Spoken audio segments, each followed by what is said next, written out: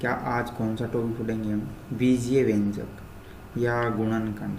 ठीक है, तो पहले हम बीजीय व्यंजक की बात कर लेते हैं, साथ में भी चलता रहेगा गुणनखंड। बीजीय व्यंजक, इसकी बात करते हैं बीजीय व्यंजक की। ठीक है, बीजीय व्यंजक जो है, यानी कि बीज गणित में बीज यानी राशियों का जो प्रयोग किया जाता है। बीज का मतलब होता है चर। ठीक है, चर का अर्थ होता है जो वस्तु विचरण करती हो। क्या करती हो? जो वस्तु विचरण करती हो, जिसका मान स्थिर ना हो, बदलता रहता हो, वो होती है चर राशि। क्या होती है? चर राशि। तो पहली बात कि चर राशि क्या हो? चर राशि यानी कि जिसका मान स्थिर न होकर बदलता रहे, जिसका मान स्थिर न हो, यानी कि जिसका मान स्थिर ना हो यानी कि बदलता रहता हो बदलता रहता हो, जिसका मान बदलता रहता है, वो चर राशि कहलाती है। जैसे मान लीजिए x हो गया, y हो गया, z, a, b, c, ये जो सभी होती है, ये सभी चर राशियाँ होती है। क्या होती है? चर राशियाँ होती है। जिन राशियों का मान स्थिर रहता है उसे अचर राशि कहते हैं। क्या कहते हैं? अचर राशि। जिसका मान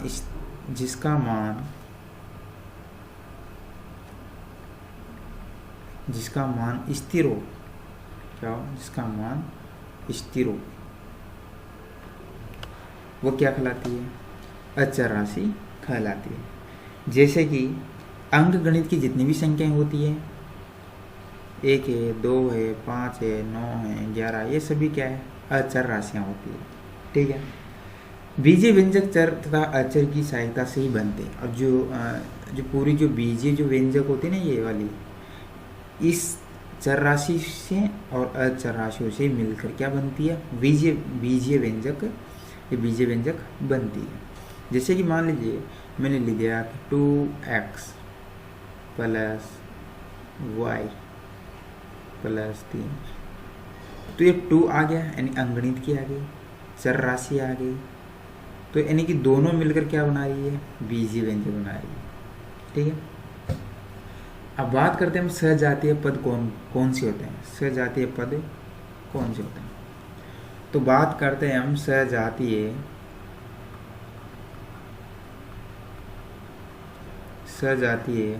पद। सजातीय पद की अगर बात करें,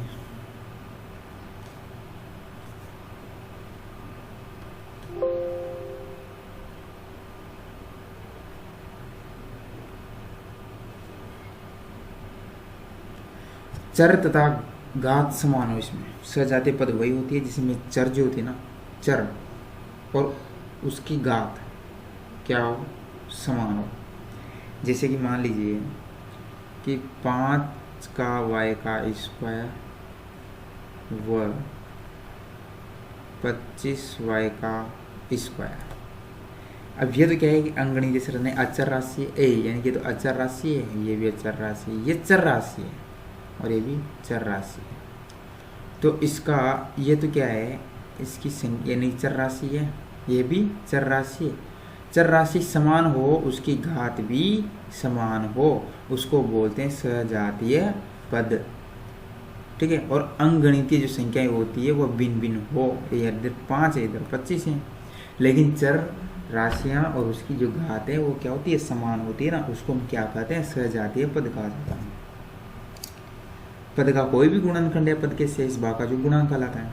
गुणांक क्या होता है? पद का कोई भी गुणनखंड हो, पद का जो शेष भाग होता है ना, उसका गुणांक कहलाता है। जैसे गुणांक है,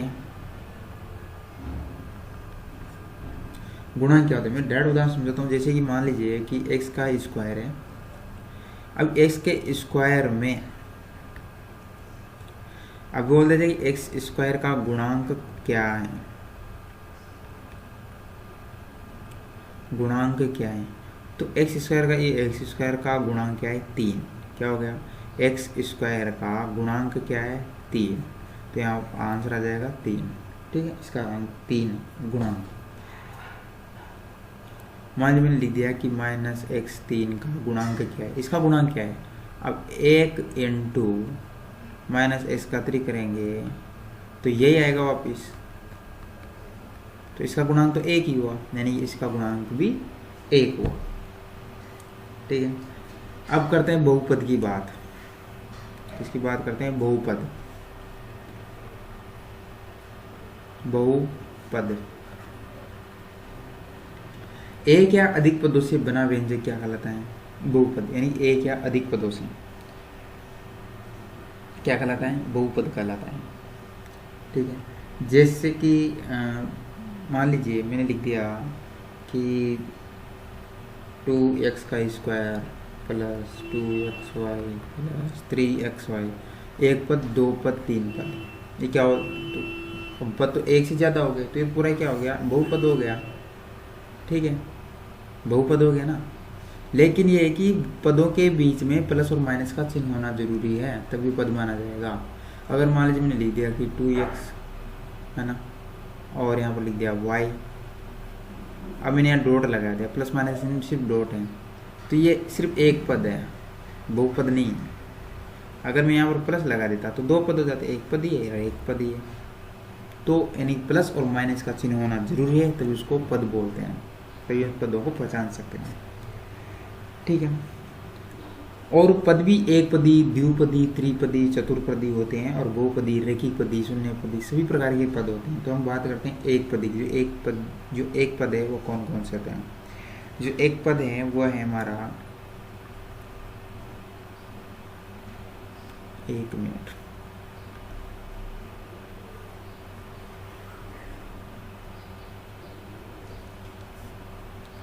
अगर एक पद की बात करें, एक जैसे मान लीजिए हमारा a का स्क्वायर, b का स्क्वायर, c का स्क्वायर, ये एक पद हो गया, फिर कोमा 5x का स्क्वायर, y का स्क्वायर और 7x, तो इसको बोलते हैं एक पद, इनको बोलते हैं एक पद।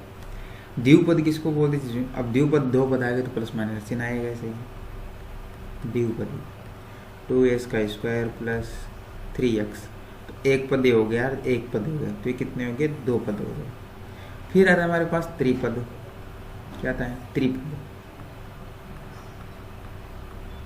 अगर त्रिपद की बात करें, जैसे मान लीजिए 2x का square plus 2xy plus y का स्क्वायर, ठीक है, तो इसमें कितने पद हो गए, एक पद हो, और जिसमें प्लस माइनस चिन्ह होना जरूरी है, दो पद और ये तीन पद, जिसको बोलते हैं त्रिपद। फिर आता है रैखिक पद, क्या रैखिक, जिसमें चर राशि की घात क्या हो, कम हो, जिसमें चर राशि की घात एक हो, तो उसे रैखिक बहुपद कहते हैं। तो रैखिक अगर बहुपद की बात करें कि रैखिक बहुपद, ये तो नॉर्मल जानकारी है, इसको याद थोड़ा बहुत जानकारी रखना जरूरी है। जैसे कि 2x प्लस 3 और x माइनस 7, ना तो इसके इस चर राशि के घात है, ये चर राशि नहीं है, ये क्या है, अचर राशि, ये चर राशि की घात एक है, एक है तो वो एक होती ना, तो उसको घात में नहीं लिखा जाता, उसको मान लिया जाता है कि वो घात एक है, क्योंकि किसी भी संख्या का मान अगर एक है, मतलब उसकी घात एक है, तो उसका मान हमेशा एक से आएगा, ठीक है। मान लो 2 की घात एक है तो 2 आएगा, तो इसलिए हम क्या करते हैं, इनकी घात में जब एक होता है तो उस एक को नहीं लिखा जाता, वहीं पर समझ लिया जाता है कि वहाँ पर एक है, ठीक है। ये रैखिक पद है। और ऐसे पद जिनके सभी गुणांक क्या हो, शून्य, क्या हो, शून्य, यानी कि शून्य पद कहते हैं, शून्य पद, इनकी गुणांक क्या हो, शून्य। जैसे मान लीजिए x का 3 है, इनका गुणांक शून्य है, इनका गुणांक शून्य है, प्लस जिनके गुणांक क्या हो, शून्य हो, वह शून्य पद कहलाते हैं। बहुपद में चर की घात सदैव ऋणात्मक या धन पूर्णांक या प्राकृतिक संख्या ही होती है, यानी कहने का मतलब है कि चर की घात जो होती है ना, सदैव, यानी कि नॉन नेगेटिव, ऋणात्मक नहीं होती, या तो धनात्मक होगी या प्राकृतिक संख्या होगी, तो यानी किसी मान लीजिए 5x3 और 2x2 x+3, यानी कि जो चर राशि होती है उसकी घात हमेशा ऋणात्मक नहीं होती है, या तो धनात्मक होगी या प्राकृतिक संख्या होगी। ठीक है, यानी कि हम बोल दें कि 5x-3 लिख दें तो ये गलत है, ये तो गलत है, मतलब पद ही नहीं है। ठीक है, यानी चर राशियों की कोई ऋणात्मक घात नहीं होती, कहने का मतलब यही है। किसी भी बहुपद में किसी चर की घातांक ऋणात्मक या शून्य भिन्न हो तो वो व्यंजक पद नहीं। अगर शून्य भिन्न भी हो, शुद्ध भिन्न भी हो, तब भी वह क्या नहीं है, बहुपद नहीं है। बात करते हैं बहुपद की घात की बात करते हैं। बहुपद घात की हम बात करते हैं। बहुपद की घात,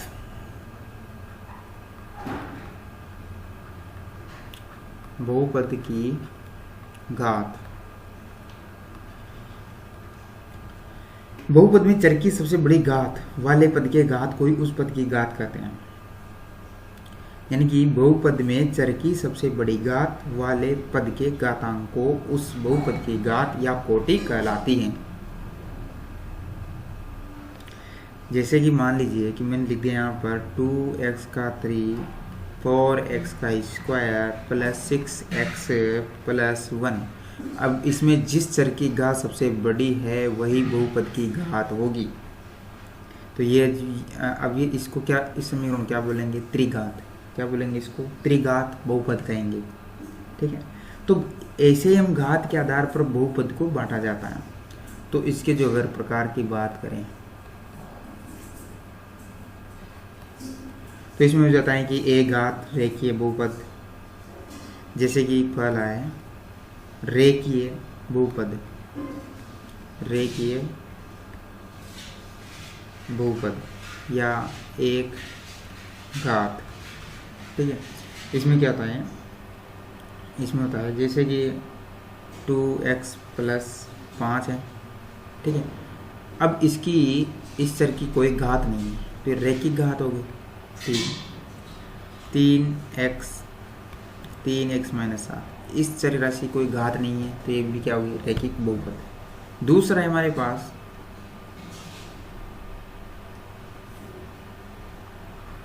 द्विघात बहुपद, द्विघात बहुपद।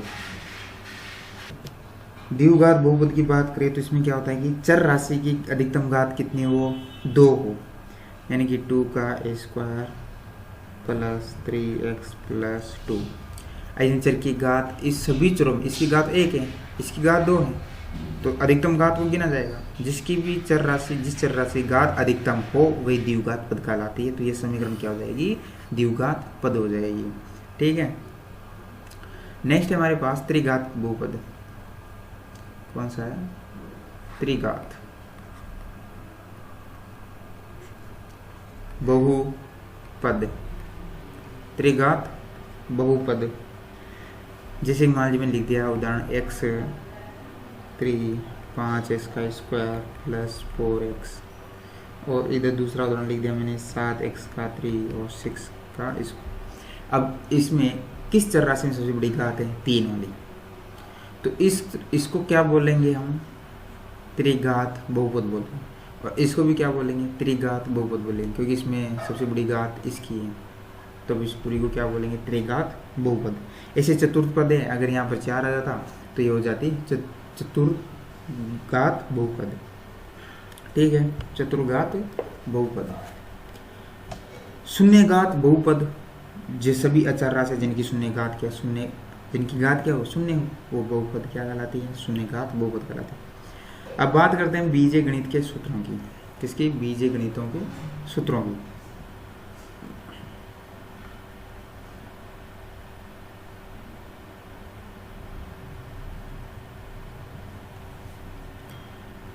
बीजीय गणित के सूत्रों की।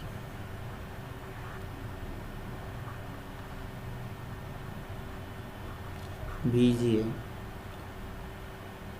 बीज गणितीय सूत्रों,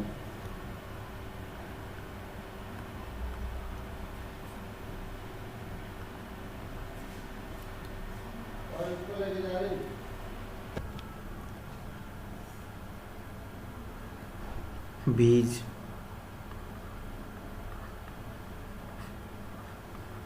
गणितीय सूत्र। तुम्हारे पास पहला सूत्र है कि a प्लस बी, अगर ये याद हो गए तो यानी कि हमारे आधी समस्या खत्म। a का स्क्वायर प्लस b का स्क्वायर प्लस 2ab, तो इसका मान क्या होगा, ये होगा। अब इसको कैसे निकाला, इसकी हम बात करते हैं कि इसको कैसे निकाला। जैसे इसको दो बार लिखेंगे, a प्लस बी और a प्लस बी, इसको इससे गुणा करेंगे तो a का स्क्वायर आएगा, और इसको फिर इससे गुणा करेंगे तो ए बी आएगा प्लस का, फिर इसको गुणा करेंगे तो ये आ जाएगा ए बी, फिर इसको इससे गुणा करेंगे तो ये आ जाएगा बी का स्क्वायर। तो ए का स्क्वायर प्लस बी का स्क्वायर ये इधर लिया। अब ए बी दो हो गए तो यानी 2ab, तो आ गया ना ये, ठीक है। तो ये इस तरीके से है, ठीक है। तो मैं इसको डिलीट मार देता हूँ, ये इस तरीके से है। दूसरा है हमारे पास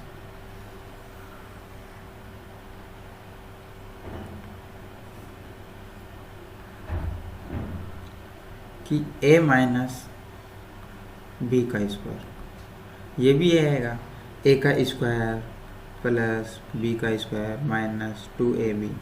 अब यहाँ पर क्या माइनस है तो यहाँ पर भी माइनस आ गया। अब ये माइनस कैसे आया, जैसे मैंने यहाँ पर लिखा a माइनस बी और a माइनस बी, तब इसको इससे गुणा किया तो जो a स्क्वायर आ गया, फिर इसको इससे गुणा किया तो माइनस का a बी आ गया, फिर इसको इससे गुणा किया तो फिर माइनस का a बी आ गया, क्योंकि प्लस और माइनस माइनस होते हैं और प्लस माइनस और ये प्लस माइनस होते हैं।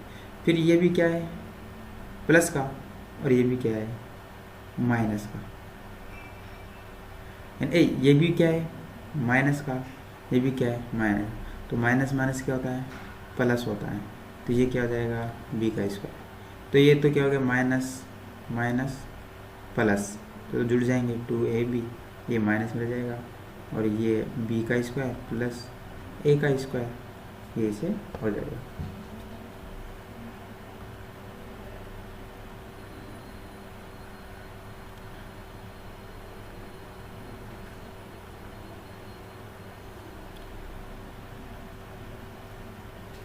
तीसरा है हमारे पास कि a प्लस बी का square plus a minus B का स्क्वायर बराबर, अब इसका मान होता है 2, a का स्क्वायर प्लस b का स्क्वायर। पहले मैं सभी का मान लिख देता हूँ, ठीक है।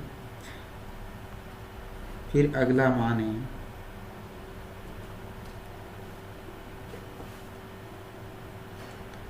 कि a प्लस का स्क्वायर, अब ये प्लस था, यहाँ पर मैंने माइनस कर दिया, ठीक है, और a माइनस बी का स्क्वायर, तो ये जाएगा इसका मान 4ab, ठीक है।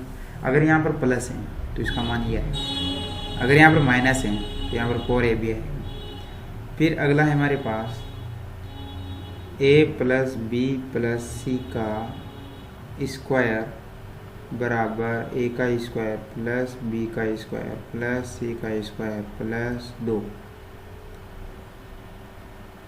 ab plus bc plus c है।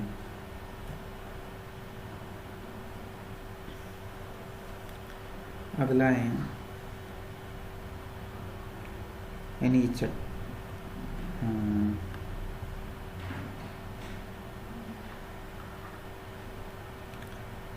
अब a b, तो a का स्क्वायर प्लस b का स्क्वायर प्लस c का square minus ab minus bc minus c है, तो इसका जो मान है वो आएगा 1/2, और जब इसको सोल्व करते हैं ना तभी आता है, और a माइनस बी का होल स्क्वायर और प्लस b माइनस सी का होल स्क्वायर और प्लस c माइनस a का होल स्क्वायर। फिर है ए प्लस बी का होल थ्राइज यानी 3, ए का क्यूब प्लस बी का क्यूब प्लस 3ab कॉस्ट ए प्लस बी, ए माइनस बी का होल क्यूब बराबर ए का क्यूब माइनस बी का क्यूब माइनस 3ab ए माइनस बी। यहाँ प्लस है यहाँ माइनस हो गया, तो यहाँ प्लस है तो यहाँ माइनस हो गया, प्लस है तो माइनस हो गया, प्लस है तो माइनस। यानी कि इस याद करने की इतनी दिक्कत नहीं होगी, क्योंकि प्लस माइनस में बहुत हमारी प्रॉब्लम हो जाती है कि प्लस करे माइनस करे। तो यहाँ पर प्लस है, अगर मान ए प्लस बी का होल क्यूब है तो अगर यहाँ प्लस है तो इसमें क्या करेंगे, ए का क्यूब प्लस प्लस प्लस तो कर ही देंगे, बी का क्यूब 3ab ए प्लस बी, कुछ भी नहीं करा, अगर यहाँ माइनस कर दिया तो सबके बीच में माइनस माइनस कर दीजिए। फिर आता है ए का क्यूब प्लस बी का क्यूब, तो इसमें आएगा ए प्लस बी ए का square minus A B plus B का स्क्वायर। फिर इसमें आएगा कि ए का क्यूब माइनस बी का क्यूब बराबर ए माइनस बी, तो यह जाएगा A square plus A B plus B का स्क्वायर, ए का स्क्वायर बी प्लस बी का स्क्वायर, तो ए प्लस बी का होल स्क्वायर माइनस 2ab। अब नेक्स्ट हमारे पास और भी है,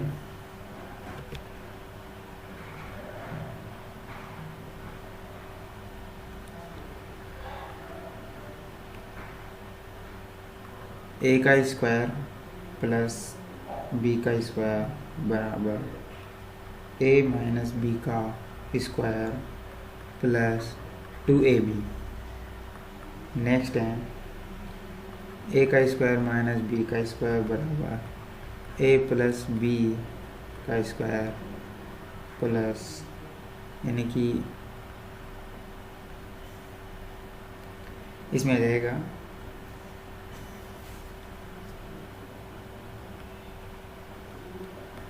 ए माइनस बी। फिर हमारे पास नेक्स्ट है, अगर a4 प्लस ए का स्क्वायर प्लस 1 है तो इसका आएगा ए का स्क्वायर प्लस ए प्लस 1 और इसका आएगा ए का square minus A plus 1। Next है ए का क्यूब प्लस बी का क्यूब प्लस सी का क्यूब माइनस 3abc बराबर A plus B plus C A का स्क्वायर प्लस बी का स्क्वायर प्लस सी का square plus minus A B minus B C minus C A. ठीक है, अब इसमें अगला जो हमारे पास कंटेंट है, यानी कि एस का स्क्वायर ए प्लस बी। ऐसे तो इतना लंबा तो पूछा नहीं जाता, फिर भी अगर पूछ लिया जाए तो अलग बात है। X minus A X minus B, X का square plus A B X plus A B बराबर X minus X plus A और एक्स प्लस बी। इसका क्या होगा, यदि मान लीजिए यदि a प्लस बी प्लस सी बराबर 0 हो तो a का क्यूब प्लस b का क्यूब प्लस c का क्यूब तो बराबर होता है 3abc। तो ये हमारे बीजीय गणित के सूत्र हो गए। अब इनकी जो ये सूत्र किस तरीके से आए, कैसे बने, इनकी हम चर्चा अगले वीडियो में ज़रूर करेंगे। आज के लिए काफ़ी है, धन्यवाद।